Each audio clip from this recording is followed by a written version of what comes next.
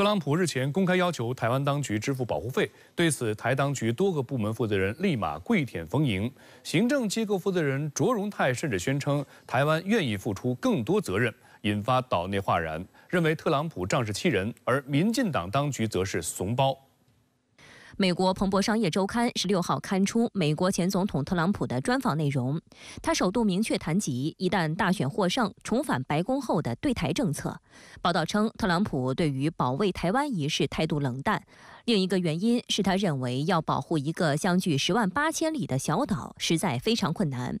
特朗普在专访中猛烈抨击台湾地区的芯片产业，他声称台湾企业100%夺取了美国的芯片产业，他们很有钱，台当局应该付给我们保护费。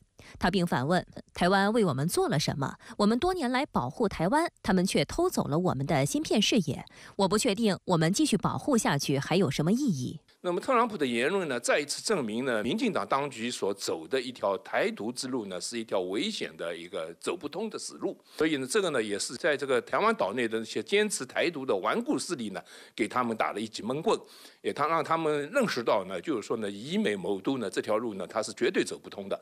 美国呢，在任何时候呢，都是只想着他自己的利益。对于特朗普所提到的保护费，特朗普的前国安顾问奥布莱恩17号说，他相信特朗普指的是台湾要为自身防卫付出更多。奥布莱恩建议，台当局应考虑将军费提升到至少占该地区经济生产总值的5%，而目前台军军费占台湾地区 GDP 的比重为2.5%。奥布莱恩的说法是施压民进党当局再将军费翻一番。 外界注意到，奥布莱恩不是特朗普竞选团队成员。他也表示，所传达的仅属个人意见。不过，据美媒披露，他仍在美国国家安全议题方面与特朗普保持密切接触。 从这个特朗普作为一个商人而言呢，他对这个向台湾出售大量的武器这一点，他是非常的感兴趣。针对特朗普的惊人言论，向来抱紧美国大腿的民进党当局不敢顶嘴。我们愿意付出更多的责任，这是在防卫我们自己，保障我们的安全。对此，中国国民党籍民代赖世宝怒呛卓荣泰是个怂包。台湾地区前民代沈富雄表示，特朗普之心世人皆知，恬不知耻，以利为先。卓荣泰的回应显得唯唯诺诺。 一派屈从的奴性，民间反应除了忧心还是忧心，令人失望。岛内名嘴前民代郭正亮分析称，特朗普提到保护费，赖清德对此没有办法。蔡英文执政8年下来就是一面倒嘛，而且赖清德他更玩到了极致啊，他的就职演说就已经把自己都摊在这个北京的面前，说我就是这样啊，我不会改。 国民党籍前民代蔡正元认为，有些蠢蛋常说台湾地区与美国是价值同盟，如今特朗普毫不客气地掀开面具，美国实际上视台湾地区为客户，要收保护费，还拿芯片产业说事。显然，保护费更不会便宜，哪有什么友谊，一切都只是金钱关系。我们现在正式的，美国告诉全世界，我们是金钱同盟，拿钱提供服务，你台湾需要保护嘛？ 保护到什么程度，你就要付什么钱。岛内舆论指出，民进党在美国面前一向软弱。最新民调指出，有85%的岛内民众认为特朗普讲出真话，台美关系要花钱买。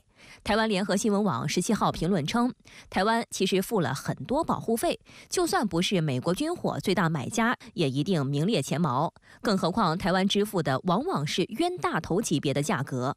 最近一个典型案例就是台湾买一架落后的第4代战机 F-16V， 比别人买一架第5代隐形战机 F-35还贵。而撇开台湾是否付钱不谈，美国能提供的保护是什么？更重要的是，这一花钱买保护的思维反映的是台湾的安危是可以交易的。 文章称，可能在赖清德脑海中，美军与台军一起作战的场景是必然的，但实际上这更像是惨绿青春期的苍白幻梦。台空军退役副司令张延廷表示，台湾应该将资源分配于照顾中低阶层民众和年轻人，支付保护费将是一笔庞大的天文数字。要认清大环境，做美国的傀儡很危险。 我们台湾有多少钱买的这些武器不能用的火山布雷系统，那台湾可以用吗？那是天文数据哦，是几百亿、几千亿的事情哦。台媒注意到，特朗普点名台湾地区芯片产业抢走美国生意后，台股17号应声下跌0.90%，台积电股价下跌2.37%，市值瞬间蒸发约160亿美元，新台币汇率也贬至2周来的最低点。有业者表示，特朗普点名要台湾支付保护费，这也意味着地缘政治将成为台当局的新一轮考验。芯片龙头台积电也得考虑是否加大美国布局，才能抚平特朗普掀起的美国人不满情绪。岛内舆论指出，台湾地区的芯片产业发展得好是努力的结果，而不是所谓夺取美国成果。实际上，摘取台湾芯片业果实的是美国。台积电已经在美国亚利桑那州建设第3座工厂，甚至还将上千名高级工程师居家送往美国，是人才、资金和技术3流失。我们卖干爆干，他们卖不卖干？他们4点钟一到，工具丢下就走了。台湾的人才自己努力所得到的成果，不是因为美国的关系。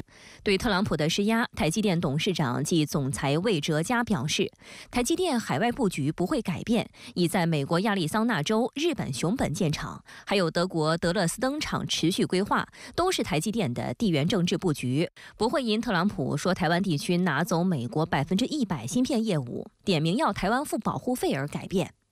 实际上，特朗普不是第一次抨击台湾地区的芯片产业，但这一次的冲击力度尤其大。香港中评社评论认为，因为特朗普很可能当选，也很可能说到做到，而民进党当局多年来以美抗中，看似得心应手，却不知危险逼近，随时可能被卖掉。特朗普对出兵防卫台湾一向冷漠，台湾交再多的保护费也未必满足得了特朗普，不能保证台湾安全。特朗普又开口要价，而与特朗普做交易，台湾如何玩得起？过去吃了莱猪，跟美国买了一大堆东西，美国有真正承诺要保护台湾吗？也没有啊，我们只是单方面被勒索。俄罗斯国防部17号宣布，俄罗斯和乌克兰当天各向对方移交95名被扣押人员。同一天，俄罗斯外长拉夫罗夫表示，俄罗斯已经准备好同西方就俄乌冲突和欧洲安全问题进行谈判，但是有条件的。俄罗斯国防部17号宣布，俄罗斯国防部在社交媒体上说，经过谈判，95名被扣押俄军人员从乌方控制区返回。作为交换，俄方向乌方移交95名乌军人员，或是俄军人员将被送往莫斯科接受治疗。2022年3月以来，俄乌多次交换被扣押人员。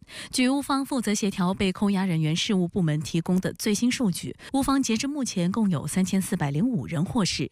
乌克兰国防部长乌梅罗夫17号以线上形式出席美国阿斯彭安全论坛时表示，当前约有50万俄军正在包围乌克兰，并且俄计划未来几个月内再增兵20万至30万。他表示，如果乌无法打击俄境内空军基地等军事设施，就无法阻止俄军对乌城市和基础设施的袭击。乌克兰对美国等西方国家游说的努力还在继续，并重申将着重打击俄军事目标。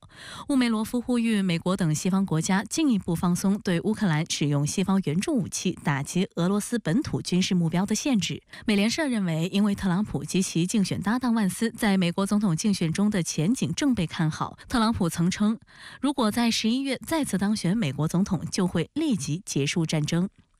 关于与西方就俄乌冲突展开谈判的话题，俄罗斯外长拉夫罗夫17号表示，已经准备好展开谈判。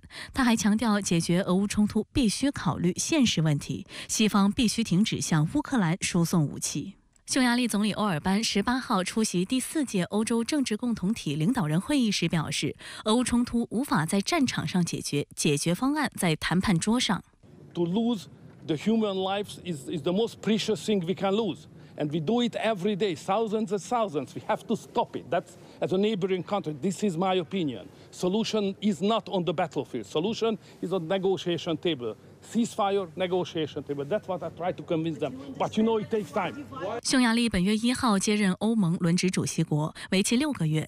匈牙利一直批评欧盟在俄乌冲突上的立场。欧尔班表示，欧盟领导层正在推动欧盟与俄罗斯开战，忽视了欧盟民众的利益。结束俄乌冲突是匈牙利的优先事项。德国近日发布2025年财政预算，决定明年对乌军援预算额将从今年的约80亿欧元削减至40亿欧元。报道称，德国数十年来收缩防务投入，国防军的武器库存减少，对乌军援令其情况雪上加霜。